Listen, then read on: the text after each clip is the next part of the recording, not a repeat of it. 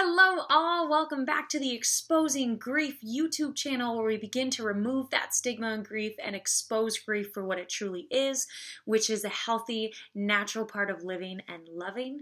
I am excited to introduce this next interview with Michelle Kitsmiller.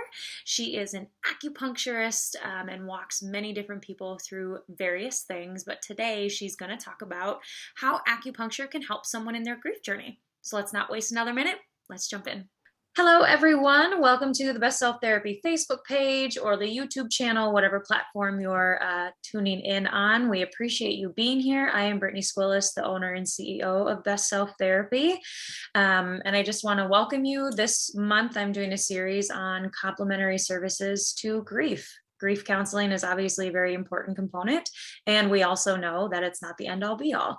But you may also be asking, well, what are the other things that I can do that will help my grief counseling process? So this January series will answer some of those questions. And my hope is that for whatever reason you're here, whether it's you're grieving yourself, you're dealing with that anticipatory grief, or if you're someone who's trying to support somebody who's grieving, I'm hoping that we can get some questions answered for you. You can have some resources in your back pocket that will allow you to honor your grief journey. And today I would like to introduce and welcome Michelle. Thank you for joining us. Tell us a little bit about acupuncture. Well, first, let's talk about yourself, a little bit about yourself, and then your practice, Spirit of Living. Sure. Well, thank you so much for having me. I really appreciate being here. As Brittany said, I'm Michelle Kitsmiller. I'm a doctor of acupuncture and Chinese medicine, and I've been doing that for about 12 years. And prior to that, I did body work for another 10. My business is Spirit of Living, and I'm located in St. Paul. And I focus mostly on emotional and nervous system dysregulation, which looks like anxiety and experiences and symptoms from trauma. And it can really be any sort of physical thing that comes up, but I always treat from an emotional root. And usually for most people, that's a really good place to start because that's where a lot of things come from. Absolutely. Yeah, and I'm sure you know, and maybe some of our viewers are familiar with, our body holds on to a lot of what we're experiencing mentally, especially when trauma gets into play, our body holds on to that. So it's really important to tap into that physical health as well, which is why I'm so excited that you're here to talk about what that looks like. For the viewers who may not be familiar with, can you talk a little bit about what acupuncture is and kind of what healing form that is? Certainly. So acupuncture is a piece of Chinese medicine. And so I view that more as like a lifestyle sort of medicine. And so in that, we talk about dietary therapy and breathing exercises and sensory perceptions and all sorts of things that we can bring into life to help create a balance. But acupuncture specifically is based on a meridian or channel system in our body in which energy flows that we call qi. In the yogic tradition, they refer to it as prana. And when that's all in balance, we feel good, we're healthy, we're vibrant, we're happy, we have a quality of life, we're moving through things with ease, and we're on board with everything. And when we become dysregulated and things get out of balance, it's when the qi isn't flowing through those channels in a proper way, or that it should, to create the health that we are used to. And so acupuncture specifically uses points on the body to address where the imbalance is. And so it helps to guide your own system into its own healing path, to tell it where it needs to like channel energy or where it needs to shift things in order to find health and balance again, to get rid of the symptoms and to again show up in your vibrancy and be able to be present in your life. I love that. And what a beautiful way to encourage natural healing, right? Yeah. Without taking medication, not that medication is a bad thing, right? But I have a lot of clients that will come in and they don't want to use medication, right? But they don't know what their alternatives are. And it sounds like this is a beautiful way to encourage your body to do the healing on its own. It just kind of needs a quick start. Yes, thanks. Sorry, I didn't mean to interrupt. That's okay. No.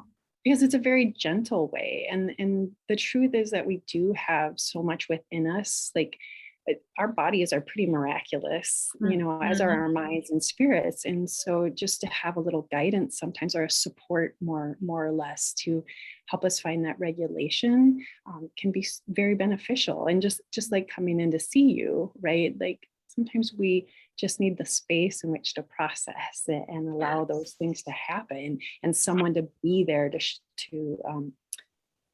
support us through that, and sometimes guide. Absolutely. Yeah. Well, thank you for sharing that. So we have an idea of kind of what acupuncture as a whole is. So when we're looking at particular to grief, how might acupuncture help someone who is walking through their grief journey? So so I come back to the regulation piece of it, in that, um, my own experience of grief is, and the best way I've heard it described is having a wave like wash over you, Yeah. right? And when it comes and it kind of holds you down, and you don't always know when you're going to be able to come up for that next breath. Mhm. And so the process of acupuncture can help create that internal space to move through the process. And so the waves maybe don't need to seem so big. And you may be able to find that you have more of the resources to deal with it as it's coming up, or getting to that next breath, or whatever you might need to go through it. It's not going to take it away. It's not going to make it easy, right? And it shouldn't, because this is a natural process that that we need to go through. But it just really helps. It helps to ride the waves a little bit better, to navigate the path, and to allow you to reach into your own resourcing a little more frequently, to know that you can get through it.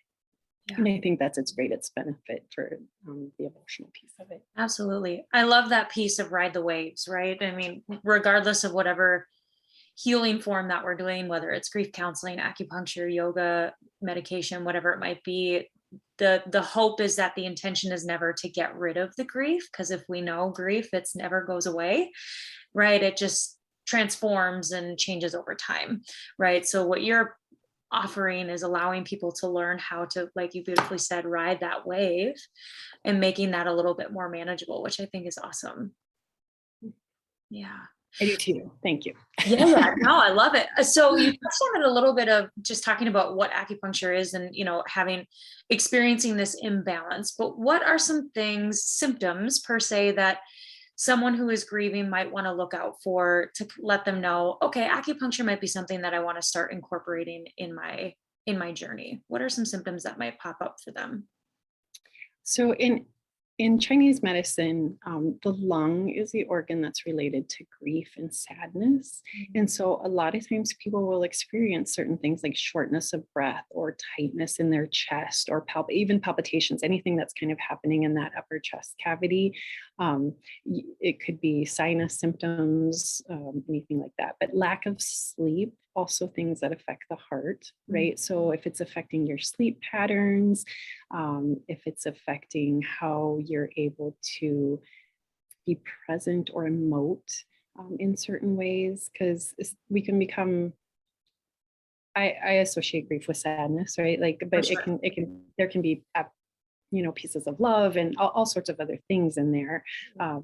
But sorry, getting off on a tangent, but That's okay. Please do. Absolutely. It's good for people to um, know.